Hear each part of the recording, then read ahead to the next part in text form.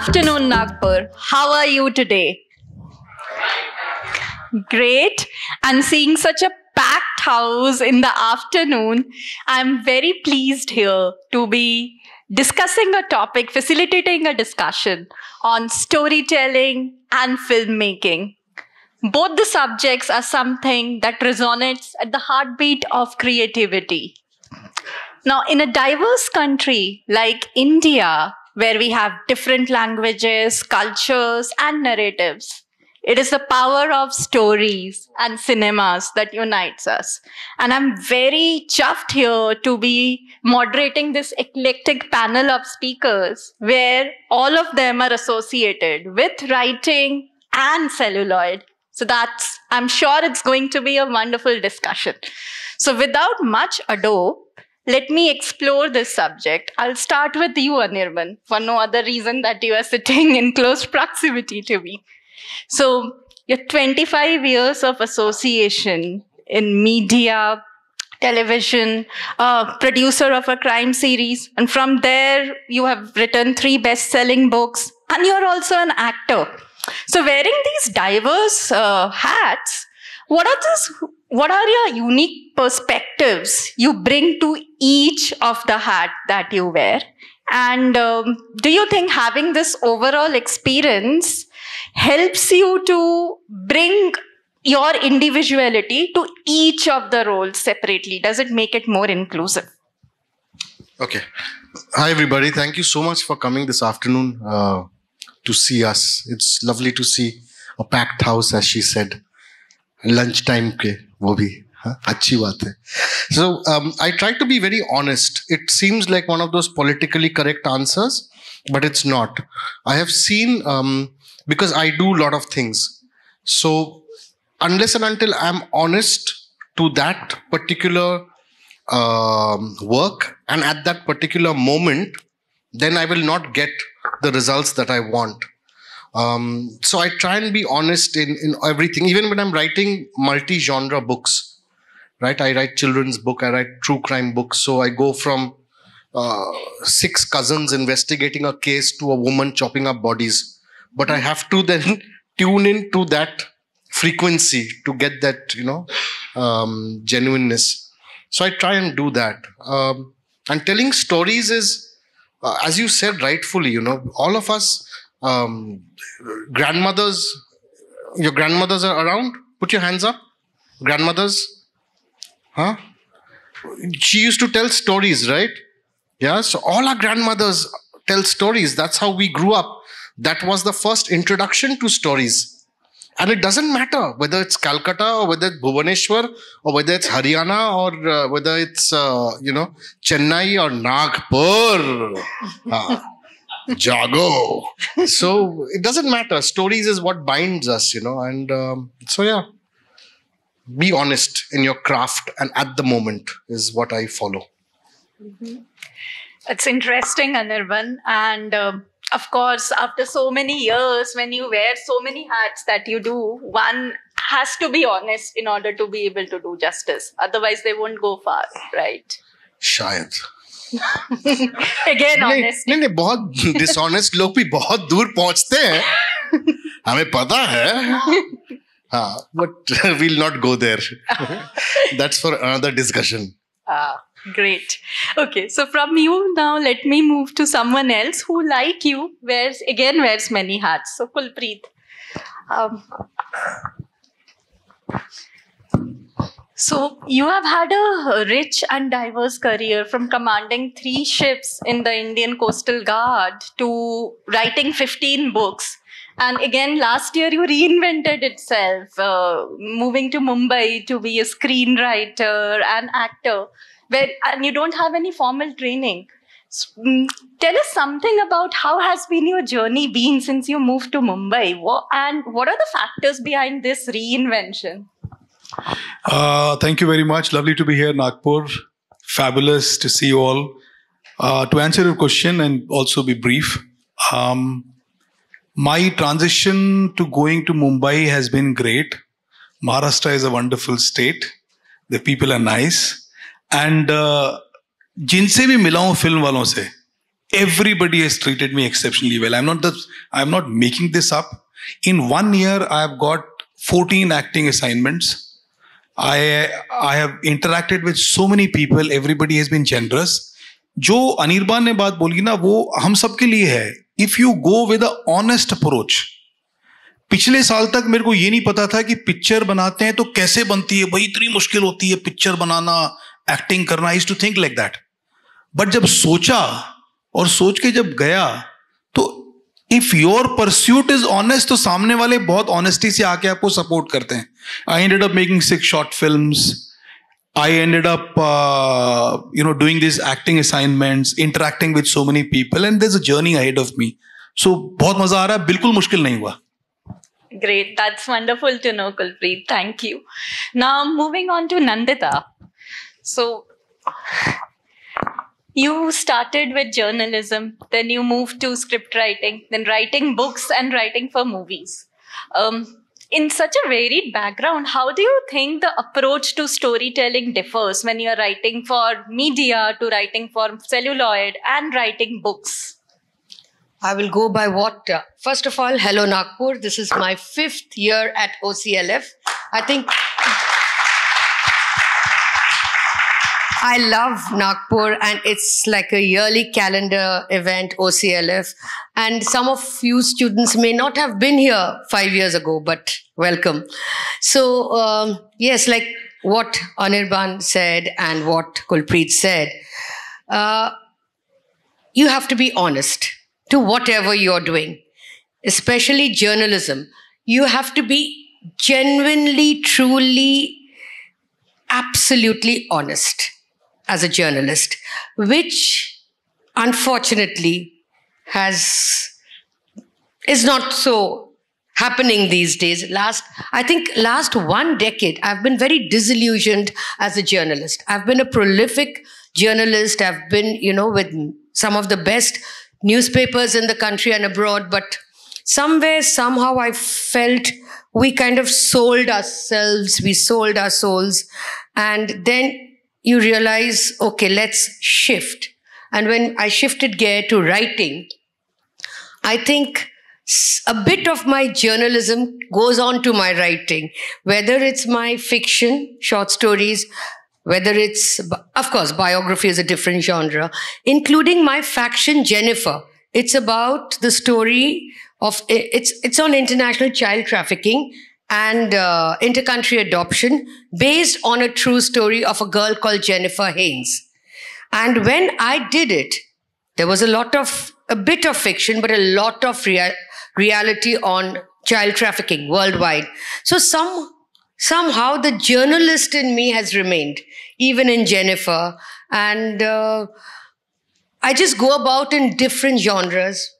But it is sad that the way journalism has gone. But there are a few journalists, there are a few channels which are still, true. But I think it's just, I always say it's a passing phase. So as we go up, we also deteriorate and then we come back again. So hopefully in the next few years, any students of journalism, mass comm, mass media, please, all I can say is be honest to your craft. And if you're honest, you will succeed. So that seems to be the theme here. Honesty is the best policy. That's what, there are a lot of students here. That's what the teachers in school, right? When we were back when we started our schooling. That holds good. Okay, now moving to Vikash. Your background is as rich and varied as the others, yet there is a uniqueness. You come from theatre and 40 years in theatre. How do you perceive the role of theatre in storytelling? And what are some of the challenges and triumphs you have to share about establishing a theatre culture in Nagpur? To be very honest, I remember as a student when I was in Sydenham, Bombay, I was part of Satyadev Dubey's theatre unit. And that was the time when Puri Saab, Amrish Puri was there. I was a fresher in that sense. Nasir had just moved out to start his motley. Sunil Shanbag was there. These are very well-known names in theatre. So there was a time when, for a couple of months, when I didn't get hostel accommodation in Sydenham, I was shacking up with Dubey Saab at Bandra East, Phulrani. And for me, although I was very new to theatre, I was like a fly on the wall, because Dharamveer Bharti was a neighbor. He used to drop in. Govind Nilani was doing second unit director to Gandhi, Richard Attenborough's Gandhi. So I was always part of a discussion. As a young student, some of the times I never understood what they were talking about. But more often than not, it is always good to be a good listener. Some of the stuff I imbibed, it was only a few years later I realized the importance and significance of, what I learned.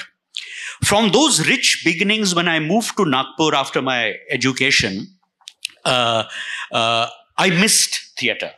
I had to come here because of family commitments and family businesses. So that's when we started doing theatre in Nagpur, where none existed. Of course, Marathi theatre was there. Very eminent Marathi playwrights were Patsati Shalekar, Mahesh Elkunchwar were here.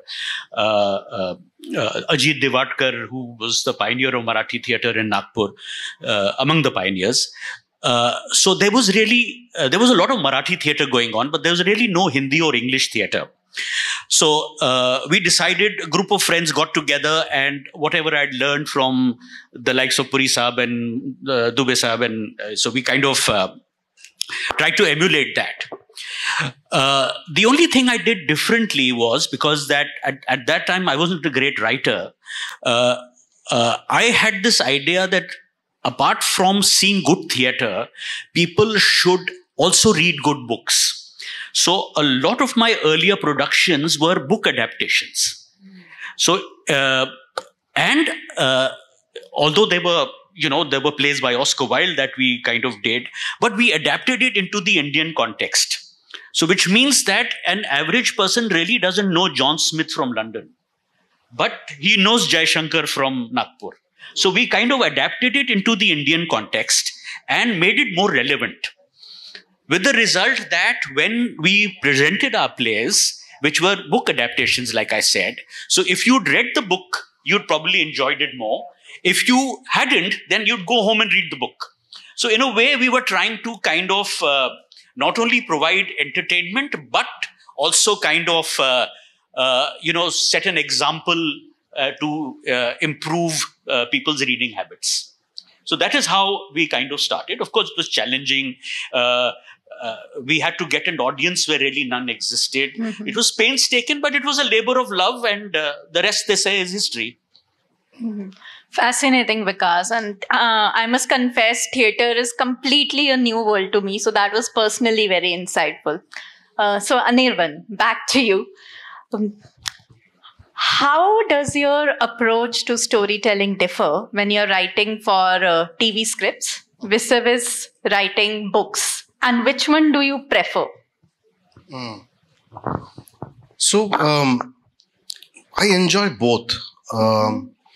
Both have their own challenges and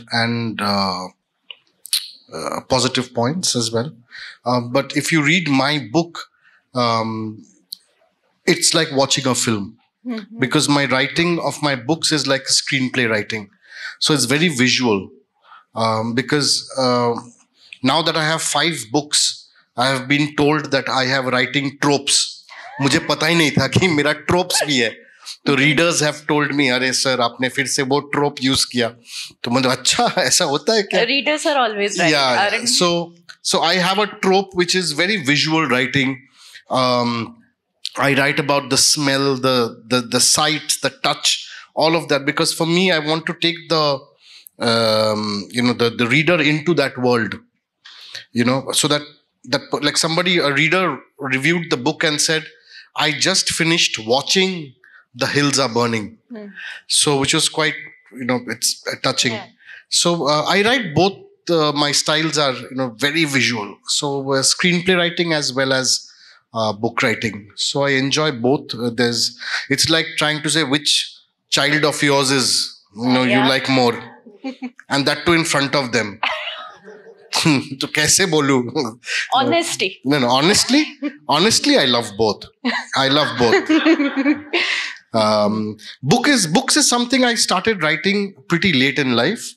Though I had written my first book when I was in class 6. Exercise book में boarding school में लिखा था मैंने, और हाल ही में वो publish हुआ है, Adventurous 6. It's called the Adventurous 6 Sinister Summer Holiday. बच्चों के लिए है. So I wanted to be a writer always, and I guess it's the grandmother's influence. The interesting thing is, my grandmother got married in those days. Women used to get married very early, right? So she got married at the age of 14. So this, we are talking about the 50s and all of that. So she couldn't complete her schooling, right? So there was a panic in her, saying, I don't want my kids and my grandchildren ever to be illiterate. So from the day we were born, we were told stories, we were taught how to read and write, and that storytelling, the love for the written word was like passed on to us. And she went on to then do her graduation with her eldest daughter sitting in the same exam hall. Wow. So that's, I guess, all of us have we have our little stories. Everyone, all of you. I mean, Yes. all of you like reading books? Put your hands up. कौन हाथ नहीं उठाया? काट डालूंगा मैं. So किसी ना किसी का वो experience एक आ ही जाता है. So Yeah. that's my story. Thakur Mat Jhuli, correct. So we have, I think, if we examine, I think every culture or language will have a book, which Yes. is, which is of these fairy tales that one tells, children. Yes, you're right. Every person has a story. Yeah. I'm sure. Great. So Kulpreet, like you, I am a defense kid. You were in defense. My father was in defense. And they say one thing, once an army man, always an army man. So how has your defense background influenced your writing and creative pursuits? You have written 15 books, and most of the genres are like espionage, military history. There does seem to be an underlying military influence here. See, you're right. Actually, whatever you do in life, the environment that you live in, that of course shapes up your creativity, your personality, your thinking, everything. Incidentally, though I hail from the state of Haryana, but I was born in Chennai, then called Madras, because my dad was in the Air Force. So, uske baad different parts mein, I grew up, studied in Kendriya Vidyalaya. Incidentally, some of you might know, attended my sessions earlier, that I studied in Nauroji Wadia College in Pune, which is a Parsi college. Then I went on myself to become an officer, and not army but navy, similar, and went to different places. So all that, my brother joined the Indian Army. All my friends are from the services. In Haryana, anyway, 90% people go to the armed forces. छुट्टी भी जाते थे तो armed forces की story चलती थी.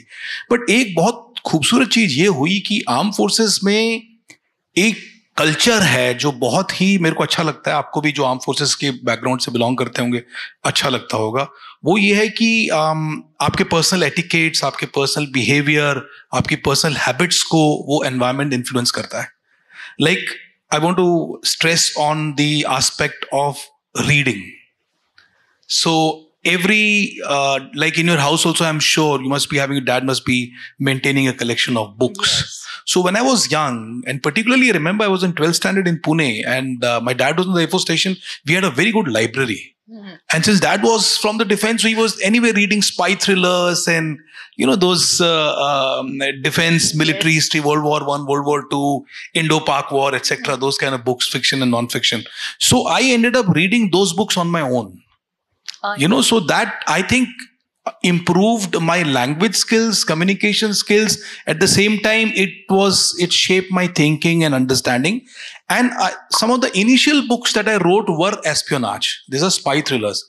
But now I have, I think, 2 books down below, and I just want to briefly mention about one. It is called The Last Love Letter. So around 4 years ago, I wrote a romance novel. right? Okay. So I took this challenge upon myself because मैंने एक दिन ऐसी अपनी wife को बोल दिया कि मैं ना एक romance novel लिखूंगा, बहुत सारी novels हो गई हैं. तो she started laughing. she तुम लिख ही नहीं सकते. I said क्यों? बोला जिस आदमी को रोमांस करना नहीं आता है वो रोमांस नॉवल कैसे लिखेगा?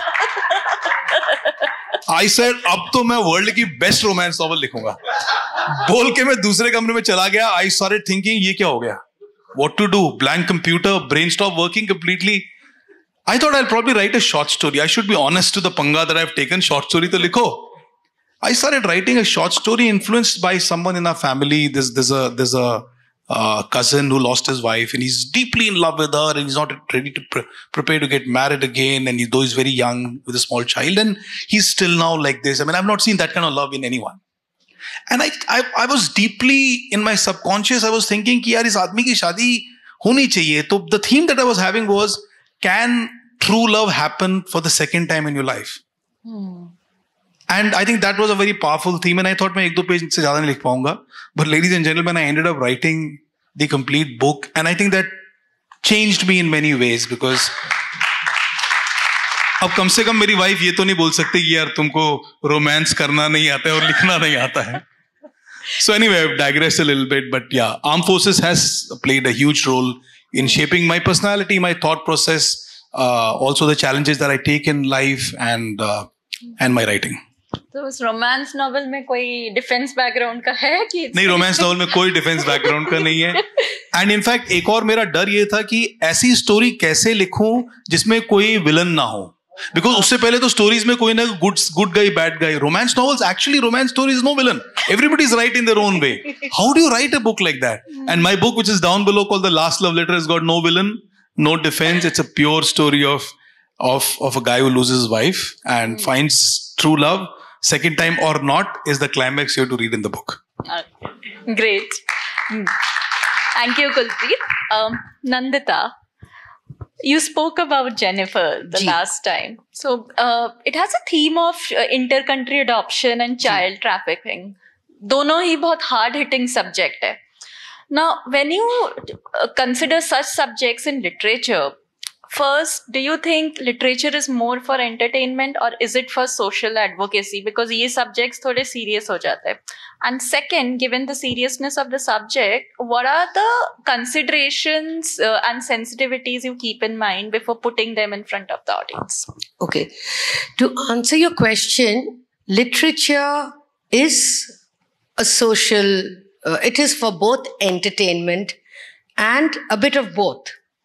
So I know they always, it's a very bad thing to term art house cinema and commercial cinema. So commercial cinema, it's more entertainment, but there is a certain amount of information or, detail going around. If you see Jawan or you see, I'm talking of the latest. Whereas the socially relevant films of the art or the parallel cinema movement, the so-called art film, that's mainly social, it's mainly information, less of entertainment. What struck a good balance was when the multiplex started happening. Earlier, it was only the Shyam Benegal, Govind Nihalani, Money Call films, Mrinal Sen, all that. Then you had the middle path cinemas, like started with Rishikesh Mukherjee and Bimal Roy and Gulzar Saab and all of them. And then, of course, it went hard-hitting, totally realistic cinema, there was hardly any information. Now, that, makes it very niche. You have a niche audience. If you want to get your message across, you have to combine a bit of both. And I think any writing has to have, you may go on the entertainment level more, or you may go on to the realistic level more, but has to be certain amount of, I would say, infotainment. Crime Patrol is something I enjoy watching. I call Anup Soni my 3 a.m. friend because most of the time at 3 a.m. seeing him, and Savdan also. But what I noticed, it wouldn't be, my friend who's with the peacekeeping force in Geneva loves Crime Patrol. So if there was nothing to really draw her. She wouldn't be. So it's a tightrope, but it is very important to balance both, because at the end of the day, whether it is storytelling, whether it's television, whether it's film, there is nothing like an art house cinema or a mainstream cinema or a, realistic television or your Saas Bahu Kahani. It is good storytelling, good cinema or bad. Absolutely. It has to be, it can't be, you are good, your cinema will. Like when Amit ji was doing Coolie and my husband Govind Nihalani did Ardha Satya. Both went parallelly. So Govind Nihalani is a very so-called art film, but it was the subject, it was the way it is presented. And of course, as we see, it's also the distribution. How you distribute, how you market. Only thing is the big budget, they have huge marketing, they have huge marketing, kya bolte hai?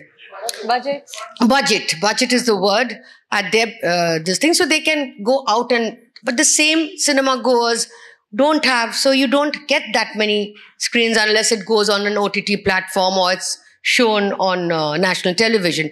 So I think it is very, what was the second question? I've forgotten. So what are the sensitivities that you have to keep in mind in presenting these hard-hitting subjects to the audience? You have to be very, very careful. Now I'll tell you briefly about Jennifer. Jennifer is the story of a Malabar Christian girl who was born in Ambernath near Thane in Bombay, who at the age of 8 was under the garb of adoption, trafficked out of India. And she went into the US, to an US adoptive home, where she was sexually abused at the age of 8 by the US, by a white American father. Then in 6 months, she was transferred to another home, and she was again sexually abused by the white American father and brother. So by the age of 10, she was shifted out of the adoptive homes and put into the US foster care system, which is the worst system in the world. And till the age of 18, she changed 50 foster care homes. And she became a kleptomaniac, a mugger, a druggie, and everything.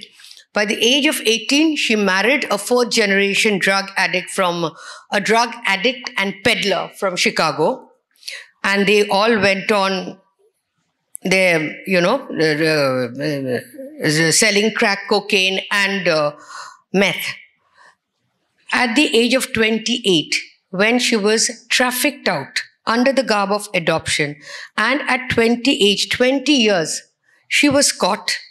And because in all that hullabaloo, she didn't get an American citizenship. She was just taken out like a rotten apple in the US and sent to India without a passport, hands and feet shackled, having no idea what she's supposed to do in India. And this is what only America can do. You keep you take in for adoption illegally, but after 20 years, it is your duty to give her citizenship. Let her face the jail term for 10 years. But after that, you have to give her American. But then we Indians are, Indian government, we say, oh, whatever the whites do, we are right. So poor Jennifer was out here for the next few years. She was struggling. She managed to get, locate her parents. They were dead from the church, and she managed to get a passport and everything. And there were several organizations working who are involved in child trafficking, which is the second most lucrative business in the world after arms. It is arms, human trafficking, and then we have drugs. But in human trafficking, it is the women.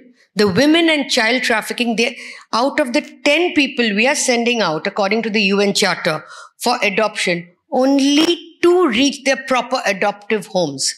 The others are sent out for, organ transplant, for wars, and various other things. So Jennifer happened to be a very unlucky case, very unfortunate case. And when I was writing, because I started with Jennifer's story, and I went into the larger context of child trafficking and inter-country adoption, and I came across so many stories, and I realized the UN, United Nations, was involved. The Vatican is involved. The Illuminati, which consists of the hedge fund owners, the world leaders, Prince Andrew, European royalty, English, they were all involved. So when I had to write, I had to be very careful. Whatever I could get, which was actually legally, my lawyer was sitting with my side. I showed him the draft. The publishers checked out with their lawyers. And the only request they said was, don't put too many harsh allegations on the United Nations, because that we cannot fight. But we did, because we had got information. Even Mother Teresa's missionaries of charity was involved. So there was a whole lot of this, and we had to play very safe. But what is the truth has to be the truth. We can't cover it by saying one international, because if I'm writing non-fiction or faction, as you would call this, you can't cover it up by, one international organization. UNICEF was involved in a whole lot of this. So one needs to be very, very careful, but at the same time, one has to be a little fearless. You cannot just, cover it up. Right. Absolutely. Okay. Because your recent appearance in Sunflower, now that's quite a shift from theatre to the digital medium of storytelling. How has your experience in theatre contributed to the experience here? So the medium might be different, but the actor prepares. Yes. And performs. So I think it was good. It was a good medium. But the thing is that the learning, the teachings that you've had, you just kind of replicate. So there is an often people use a word called theatrical, especially when you're performing on stage. Now, when you talk about being theatrical, there's a lot of melodrama. But the kind of theater that I have been doing, and I have been taught essentially, would actually be very cinematic. So what we do in front of the camera is essentially what we do on stage. This theatricality probably is perhaps I don't mean to make it sound demeaning. It's still prevalent in original theater, but essentially, from what I understand about theater, that this overacting or this theatricality came essentially from your Ram Leelas. When you had large gatherings and the actors were too far away from the stage. So everything was pronounced, everything from the makeup to the masks they wore. So that was basically to reach out to a larger audience. But now theater, which has become so intimate really, in fact, the audience is as close as you guys are right now. So in that sense, it is the subtlety and how natural as you can be is what really is your performance all about. You getting your inner emotions and your nuances out through your expressions and through your voice modulation across to the audience. And that's how it is. So it wasn't really that difficult in that sense. Great. Thank you, Vikash. Yes. You want to add anything? So I just want to say one thing, a very interesting point that each one of the other panelists brought up. They're all magnificent writers, and I would also insist that if you haven't read their books, you must. And the other thing is that I know some of you might feel that it's a generational thing, that we had a lot more time on our hand. That is why we were very voracious readers. And I know in the time of social media and the digital age, you are distracted by other things. But I would highly recommend and request each one of you to take up reading as a serious exercise. I can't tell you how fulfilling it is, not only in terms of understanding the story, the characters, the plot, but the whole process of reading is magical. So I would like each one of you to take up a book, whatever book. It doesn't really matter if you are reading a romance or a thriller or non-fiction, but do read. Each one of you take up a book and read and be part of the magic, as they say. That's it. Thank you, Vikash. Thanks for that. Okay. I just want to go off something that Nandita had mentioned about the different kinds of cinema, right? The middle of the road and the art house and commercial cinema. What has happened in the last 8 years is that during the 80s, 90s, even to the 2000s, there were gatekeepers to this world of cinema, right? You had to have a certain education to become a director, or certain kind of a reach to become a star or an actor or a producer or whatever. Now you don't, right? Everybody with a camera can be a director. If you have a story, you can make your own film, whether it's a short film, long film, whatever. I mean, look at Kulpreet. He decided he wanted to make a film. He made 6 of them. That wouldn't have been possible in the 2000s, right? वो gatekeepers जो हैं, वो आपको inferior बताते हैं. अरे तुमको कैसे आएगा film? तुम थोड़ी ना ये सब जानते हो. Of course we know it, right? As a storyteller, what is my role as a storyteller is I want to tell the story the way I want to tell it, right? So, and technology has helped. Yes. Now I can shoot a film on my phone. Your phone is shooting 4K, right? You can shoot a film on your phone. You don't need Aries and your Hasselblads or whatever cameras. You don't need all of those. So that has changed, the way we are, cinema is being seen. So it's no longer just mainstream. Anybody and everybody can be a filmmaker. And you are all blessed to be part of this world. And so are we. As we also are adjusting to it and coming to terms with new technology and new ways of telling story.